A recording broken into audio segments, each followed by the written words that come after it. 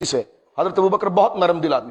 سرکار دو عالم نے اپنی مرض وفات میں یہ فرمایا تھا کہ ابوبکر کو کہو میرے مصلی پر آئے اور نماز پڑھائے. میری ماں سیدہ عائشہ صدیقہ جو حضور علیہ السلام کی بیوی ہیں، ہماری ماں ہیں اور ابوبکر صدیق کی بیٹی ہیں رضی اللہ تعالیٰ عنہ اجمعین، وہ کہنے کہ یا رسول اللہ ابی رقیق، میرا باپ بہت نرم دل ہے، آپ کو مصلی پر نہیں دیکھے گا اس کا تو خود ہارٹ فیل ہو جائے گا، تو حضور آپ ان کی ڈیوٹی نہ لگائیں، کوئی اور مضبوط آدمی لائیں. سرکار نے فرمایا عائشہ مجھ سے بنی اسرائیل کی عورتوں کی طرح بحث نہ کرو، موروا ابا بکر فیصلی بالناس، میں جو تمہیں کہہ رہا ہوں وہ کرو اور کہو ابو بکر کو میرے مصلی پر آئے اور نماز پڑھائے. حضرت ابو بکر صدیق مصلی پر آئے اور آپ نے نماز پڑھائی. 17 نمازیں حضور کی حیات ظاہری میں پڑھائی. اس میں ایک دفعہ یوں ہوا، ابو داؤد شریف کی حدیث مبارکہ میں یہ بات موجود ہے کہ حضرت سیدنا کیونکہ 17 نمازیں اور ہر حضور کا صحابی اپنی جگہ پر اس بات کی اہلیت رکھتا ہے کہ اس کو امام بنایا جائے، یعنی ظاہری شریعت کی پابندی کے ساتھ ساتھ باطنی تقویٰ بھی ان میں موجود ہے. لیکن حضور علیہ اب وہ ساری صف ایسی ہے کہ جو علم میں کمال میں علم تقویٰ میں اعلیٰ ہے، اور علماء نے یہی پوچھا ہے کہ کسی جگہ پر اگر نماز کا وقت ہو جائے تو امام کس کو بنائے، تو علماء لکھتے ہیں کہ امام وہ بنے گا جس کا قرآن سب سے اچھا ہو. فرمایا قرآن تو سب کا اچھا ہے، پھر کون بنے؟ فرمایا جو ان میں سب سے زیادہ قرآن و سنت کو جاننے والا ہو. فرمایا قرآن و سنت کے جاننے والے تو سب ہیں، اب ان میں امام کون بنے؟ فرمایا جو ان میں سب سے بڑا پرہیزگار ہو. فرمایا پرہیزگار ہی سب ہیں، پھر کون بنے؟ فرمایا جو ان میں عمر میں زیادہ ہو. اب یہ تصور سرکار کے صحابہ کے لیے کریں کہ ایک ایک صحابی فبأی اقتدیتم اہتدیتم، ایک ایک صحابی امت کا رہبر ہے. کسی ایک صحابی کے اتباع میں بندہ جنت میں چلا جاتا ہے. تو جب اتنے صحابہ موجود ہوں اور سب کو پیچھے کر کے ابو بکر صدیق کو حضور مصلی پر لائیں تو مجھے بتائیے کہ آپ کی کاملیت اور بزرگی کا کتنا بڑا نشان ہے. ایک دفعہ یوں حدیث پاک میں آتا ہے، ابو داؤد شریف کی روایت ہے، لما سمع النبی صوت عمر، ایک دفعہ یوں ظہر کی نماز کا وقت ہوا، سرکار حجرے میں تھے، حضرت عمر کی آواز آئی اور یوں لگا کہ جیسے حضرت عمر مصلی پر آ رہے ہیں اور آج 4-5 نمازوں کے بعد حضرت عمر کوئی نماز پڑھائیں گے.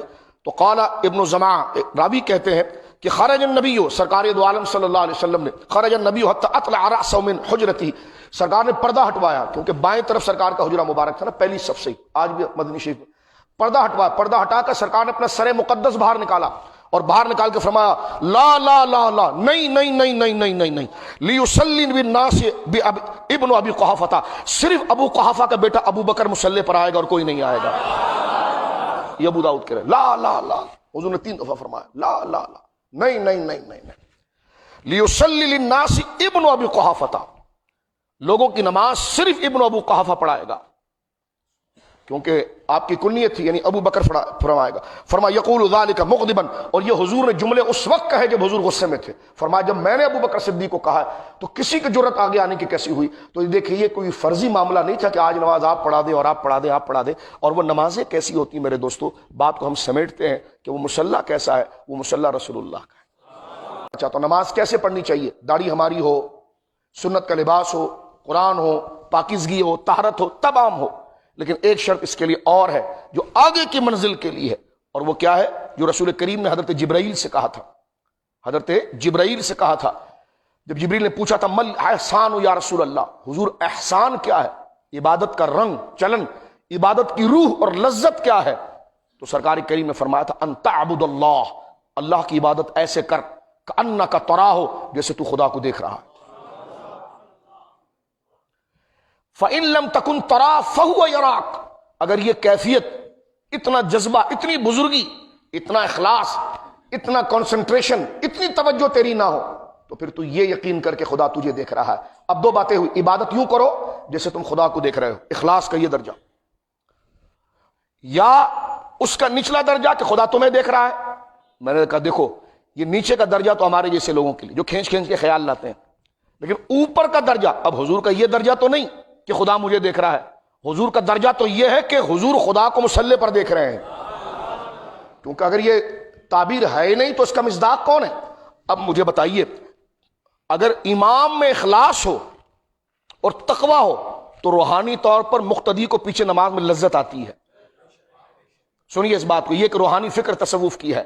امام اگر مصلی پر مخلص ہے، مخلص سے مراد یاد الہی میں لگا ہوا ہے، تو اس کے قلب کے چھینٹے پیچھے مقتدیوں پر آ جاتے ہیں. میں پوچھتا ہوں جناب رسول کریم صلی اللہ علیہ وسلم جب مصلی پر ہوں اور آپ کی شان یہ ہو کہ ان تعبد اللہ کأنک تراہ، کہ تو نماز ایسے پڑھ جیسے تو خدا کو دیکھ رہا ہے.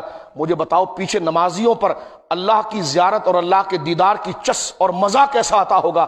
اب ان کو آگے امام بھی وہ چاہیے جو ایسی لذتوں سے آشنا ہو. علی کا امام بننا کوئی بچوں کا کام ہے؟ عمر کا امام بننا کوئی بچوں کا کام ہے؟ عثمان غنی جیسے اعلیٰ اخلاق کا ایمان کوئی بچوں کا کام ہے؟ ابو ہریرہ کا امام بننا کوئی عام بندے کا کام ہے؟ حضرت عبداللہ بن مسعود کا امام بننا، بلال حبشی جیسے مخلص کا امام بننا، تو ان سب کا جو امام بن جائے تو اس کو افضل نہ کہیں تو پھر کیا کہیں.